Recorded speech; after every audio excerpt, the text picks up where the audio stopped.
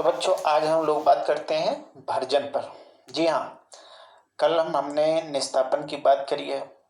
निस्तापन जिसको आ गया है, जो सीख चुका है, जिसको निस्तापन समझ में आ गया है, उसके लिए भर्जन बिल्कुल आसान है। वो कैसे?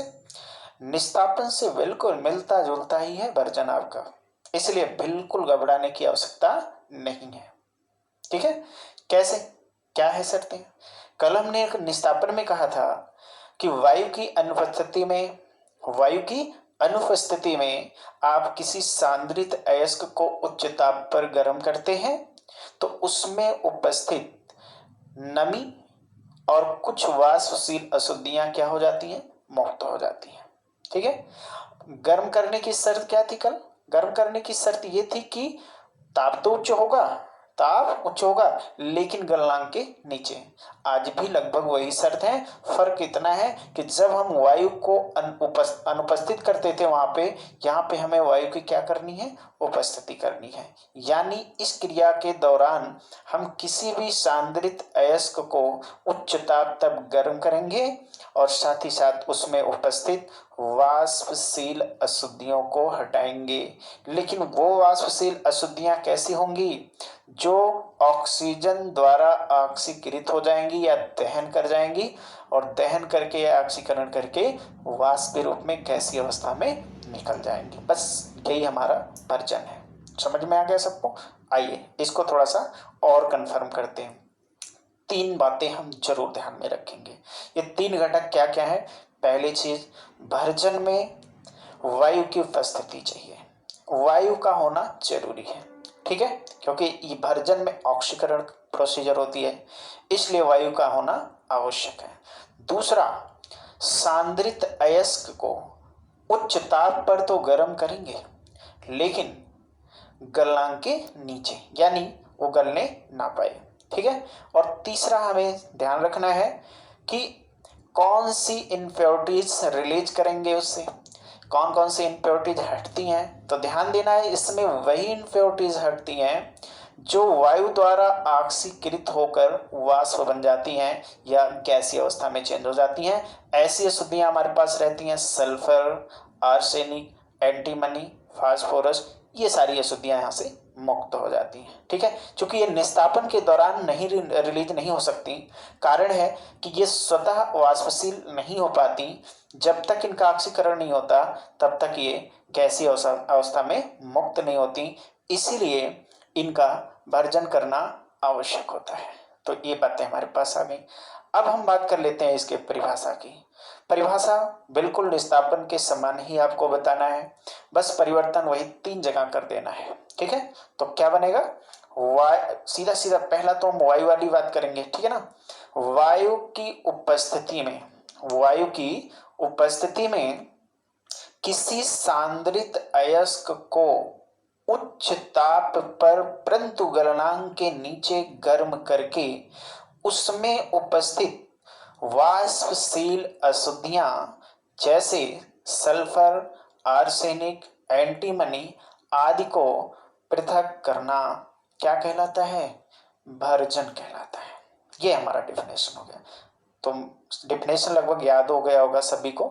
तो इस तरीके से हम इसको डिफाइन कर लेंगे और अब इसकी जो शर्तें हैं, कुछ महत्वपूर्ण बातें हैं इनमें, वो जान लेते हैं। ध्यान रहे, परिभाषा तो आपको आ ही गया है और आप लिख भी सकते हैं। मैं अभी आपको बोर्ड पर भी लिख के दिखा दे रहा हूं। तो परिभाषा इस प्रकार होगा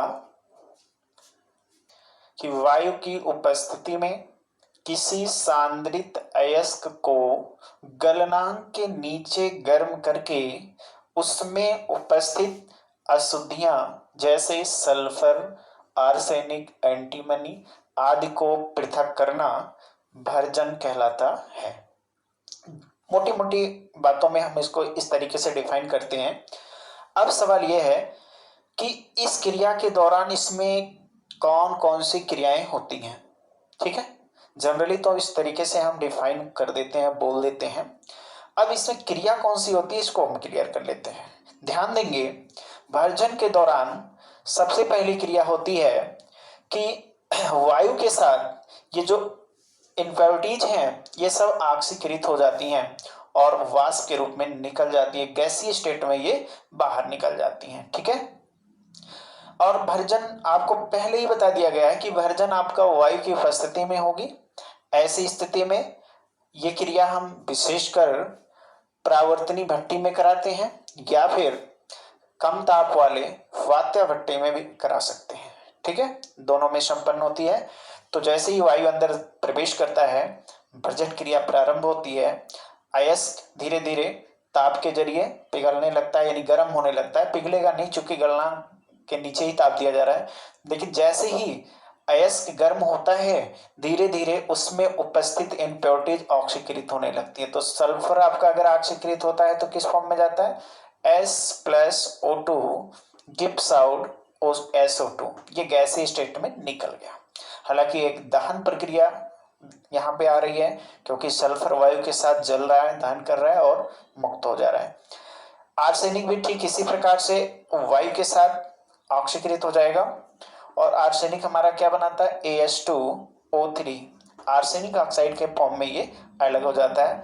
बैलेंस करने के लिए यहाँ 4 बढ़ाएंगे और यहाँ पे 3 बढ़ाएंगे, यहाँ 2 बढ़ा देंगे, तो ये हमारा रिएक्शन बैलेंस हो जाएगा। ये आर्सेनिक है, आर्सेनिक वायु के साथ रिएक्ट हुआ और क्या बना लिया? आर्सेनिक ऑक्साइड की गैस बना ली, वाष्प बना ली, जो रिलीज हो जाता है। ये भी आपका वाष्पशील गैस, वाष्पशील अशुद्धि के रूप में जा रहा है। तीसरा हमारे पास है एंटीमनी। बिल्कुल आर्सेनिक जैसा ही एंटीमनी भी रिएक्शन दिखाता है। तो Sb+O2 गिव्स आउट Sb2O3, ये भी आपका गैसीय स्टेट में निकल जाएगा।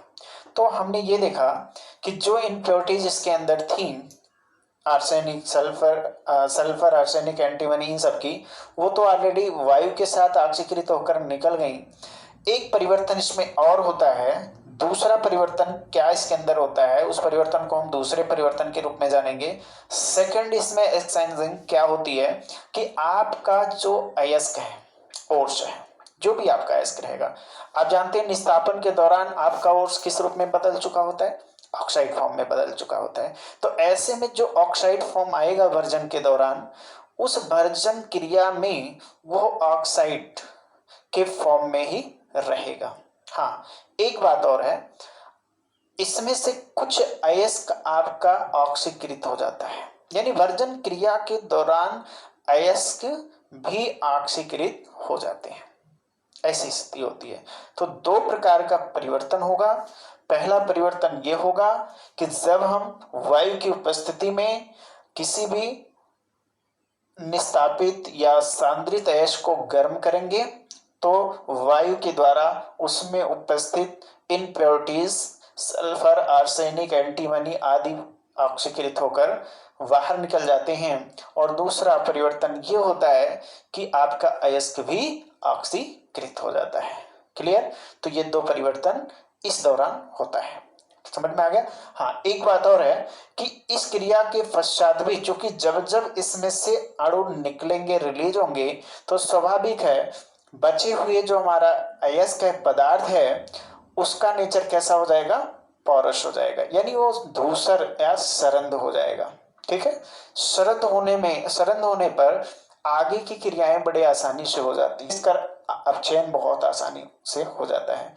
तो ये था हमारे पास भर्जन। अब भर्जन और निस्तापन में हम थोड़ा सा समानता की बात कर लेते हैं और थोड़ा अंतर की बात कर लेते हैं। ठीक है, तो दोनों में समानता क्या है, आइए समानता की चर्चा कर लेते हैं। पहली समानता, निस्तापन सांद्रित अयस्क का किया जाता है और भर्जन भी सांद्रित अयस्क का किया जाता है। दूसरी समानता, निस्तापन में भी ताप उच्च तो रहेगा पर गलनांक के नीचे ही गर्म किया जाएगा, और भर्जन में भी उच्च ताप दिया जाता है परंतु गलनांक के नीचे ही गर्म किया जाता है। ठीक है, तीसरी समानता हमारे पास आती है कि निस्तापन के दौरान प्राप्त अयस्क ऑक्साइड के फॉर्म में आता है और भर्जन के दौरान भी प्राप्त अयस्क ऑक्साइड के फॉर्म में आता है। क्लियर? चौथी हमारी समानता है कि जब भी निस्तापन के पश्चात हमारे पास अयस्क प्राप्त होता है, तो वो अयस्क यानी वो पदार्थ किस रूप में आ जाता है? सरंध नेचर का हो जाता है, अर्थात धूसर हो जाता है। ठीक ऐसे ही भर्जन के पश्चात प्राप्त पदार्थ भी धूसर हो जाता है। तो ये रही हमारे निस्तापन और भर्जन के बीच समानता। अब हम चलते हैं डिफरेंट की बात करते हैं, उसको क्लियर कर लेते हैं, अंतर का एक बार रिवीजन कर लेते हैं। तो अंतर क्या क्या है? पहला अंतर, निस्तापन में वायु की क्या होती है? अनुपस्थिति, वायु अंदर नहीं जाएगा। जबकि भर्जन में वायु की उपस्थिति होती है, यानी वायु अंदर जाएगा, यानी वायु का प्रवाह होना जरूरी है। ठीक है। दूसरा अंतर हम कर सकते हैं। दूसरा अंतर क्या होगा? निस्तापन में नमी मुक्त होती है, साथ में वे वाष्पशील अशुद्धियां मुक्त होती हैं जो अपघटन के पश्चात प्राप्त होती हैं। यानी निस्तापन में अशुद्धियां अपघटन के पश्चात मुक्त होती हैं, जबकि भर्जन में अशुद्धियां किसके पश्चात? ऑक्सीकरण के पश्चात मुक्त होती हैं। देखिए, निस्तापन हो या भर्जन हो, दोनों में अशुद्धियां वाष्पशील रूप में ही मुक्त होती हैं, लेकिन निस्तापन के दौरान अपघटन होके तब मुक्त होंगे, यानी आपका जो अशुद्धि होगा वो निस्तापन के दौरान अपघटित होकर मुक्त होगा, जबकि भर्जन के दौरान ऑक्सीडाइज होकर मुक्त होगा। ठीक है, यहाँ पे आप देख रहे हैं कि ये ऑक्सीडाइज होके मुक्त हो रहा है, राइट। और इस तरीके से हम इनमें विभेदन कर सकते हैं। ठीक है, तो ये है हमारे निस्तापन और भर्जन में अंतर। ठीक है, तो बाकी की चर्चा हम लोग अगले वीडियो में करते हैं।